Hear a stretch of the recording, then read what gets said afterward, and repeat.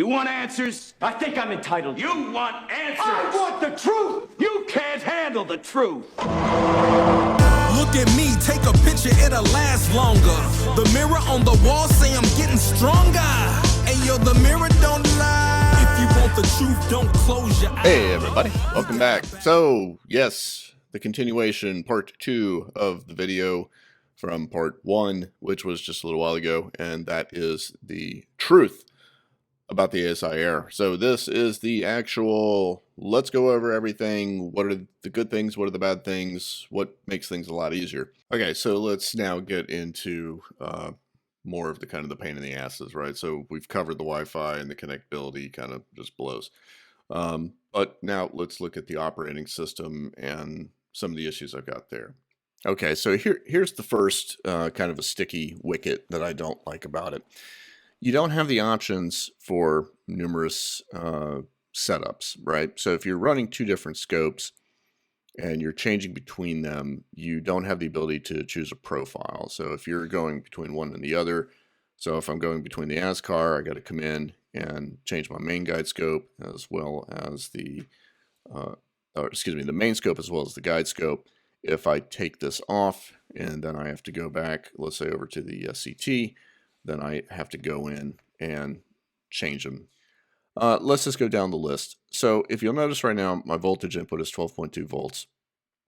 That's the input. My main camera is powered off the ASI Air. The only other thing I would have on here would be the dew heaters. Now, if I am on my the FRA 400, I've got a 5-inch strap on there as well as a 2-inch strap. You'll see the voltage dropped a little bit. If I go into my power settings, there is no automatic dew heater control. It's either on or off, and then you have to choose what power setting you want to use. That's kind of a pain, unlike the Pegasus, which has got an auto feature on it to where you can just put it on auto. It knows when it's starting to, the dew is going to come in, or when it starts to dew, it'll then turn the heaters on. And then depending on the severity, will adjust as it goes up as it's needed. The customized file name is honestly, other software you can be very specific on how you want things to be labeled. So it's going to give you, as an example, like whatever it is, it's a light, a dark, a bias, a flat, etc. It'll give you whatever, if you have it set with the plan, it'll give you whatever the object was. And then, of course, whatever the exposure, your bin, etc. You can put in that you want the model of the camera, which I've never really cared about.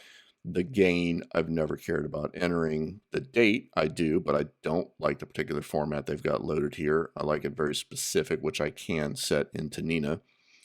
And the temperature really doesn't matter to me either, because typically when I shoot my lights at that particular temperature, I'm usually following it up afterwards with my calibration frame. So, but there's other things I do like to add, and you just don't have the ability. So they give you the very basics, which is fine.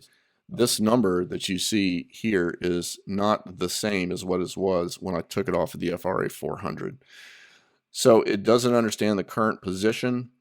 It only goes of what was actually in the software, not the actual position of what its own focuser was.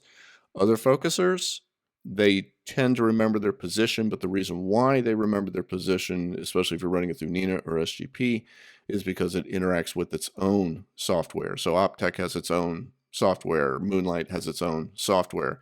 It's integrated and it works behind the scenes in ASCOM, but it realizes where the last focus point was, and you can easily go back to it. You cannot do that switching between EAFs here, again, because it's only going to go by whatever the position was that you left loaded in here at that particular time.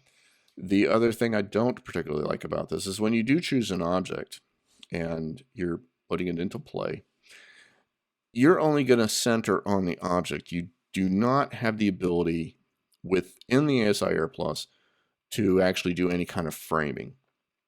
Now, when I say that, you can go to the object and you can then, go to preview. You have the ability to move the mount around to kind of figure out where you want to be. And then you can actually start from that point in order and take your picture.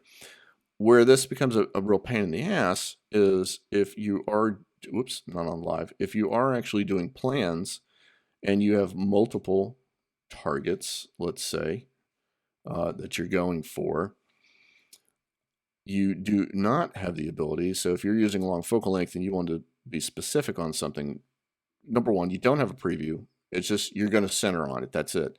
You don't have the ability to do the framing unless you manually do it. Well, if you have multiple targets set up and you're planning on going to sleep for that evening, that ain't going to happen.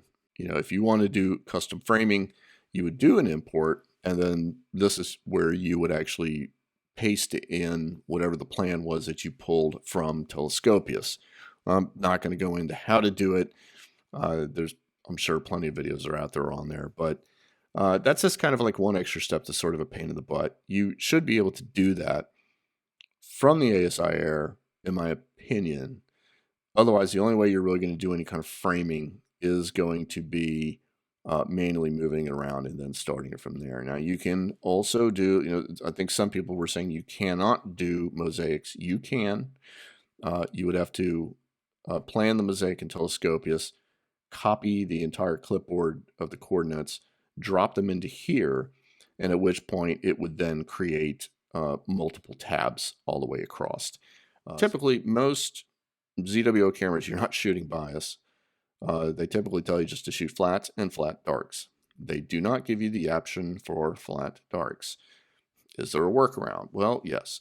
So when you do the flats and it goes to that point to do the flats, it will automatically figure out what the timing is supposed to be for it, and then it'll repeat, it does what it does. So if you want to run flat darks afterwards, you can choose flats again, but if you leave it as auto, it's going to attempt to run the flat assistant again. So you actually just have to click that. It will pull in the exposure number that it found on this flat sequence. So it will pull the number in, but the problem with that is you can't rename it. Now, you could, in theory, go here, but as you see, it says cannot be modified while importing, and when it runs, you can't change it. Now, I've attempted to change these by not running them together, and the result was when I go here into image management, I go to the auto run.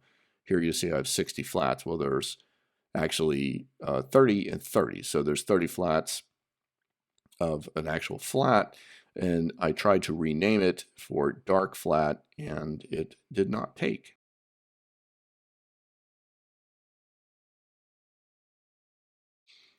Yes, it's got its place. It's perfect for somebody just starting, and I'll even argue to the point that it is perfect for somebody who's been, in astroimaging for a while, who's used SGP, who has, used Nina. Because if you want something quick and simple and easy, and you don't want to spend a bunch of time going through the planning process, it's perfect. To me, they can make this better, probably 2 or 3 generations down the road, I would think. But the point is they're keeping it within a good valued price point. Even though Nina's free, PhD is free, you still have to buy the computer for it. Whether it's a laptop or a mini, it doesn't matter. And if you buy a mini, then you have to have screens and you have to have keyboards, etc. The minis can cost a little bit of money. You don't have the very small form factor like you do unless you're using, like, say, a stick computer. And then even with a stick computer, you're probably running it through a Pegasus because you got to have the USB connections and the power connections, et cetera, et cetera, et cetera.